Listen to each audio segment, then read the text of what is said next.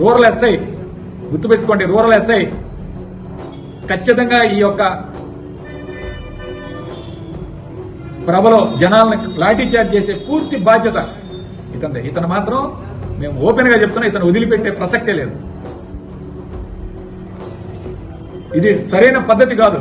మిగిలిన గ్రామాల నుంచి ప్రభలు తీసుకొచ్చే వాళ్ళకు కూడా చెప్తా ఉన్నాం, ఇలాంటి కార్యక్రమాలు చేసినందుకు మీరు కూడా తప్పకుండా భవిష్యత్తులో ఇలాంటి కార్యక్రమాలు జరుగుతాయి. మీరందరూ కూడా అప్పుడు మీరందరూ బాధపడినా ఎటువంటి చర్యలకైనా ఖచ్చితంగా దీనికి చర్యలు చూపిస్తాం, చేపిస్తాం. గుర్తుపెట్టుకోండి, ఇది 2వ సంవత్సరం జరగదు.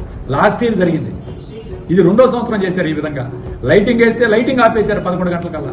జనాలు ఉండకూడదని జనాలను పంపించేశారు ప్రభ దగ్గర. ఏమిటి అంత ఉక్రోషం? అందరూ కొండకు వచ్చిన వాళ్ళే, అందరూ తిరణాలకు వచ్చిన వాళ్ళే, ఏమిటి ఇంత దారుణం అని అడుగుతా ఉన్నాను. ఒక్క ప్రభ పాపం వాళ్ళు కూడా డ్యాన్స్ లేకుండా కేవలం లైటింగ్ వేసుకొని డీజే పెట్టుకొని తీసుకెళ్లారు. దానికి ముందే షరతులున్నా సరే పాపం వెళ్ళారు వాళ్ళు కష్టపడి.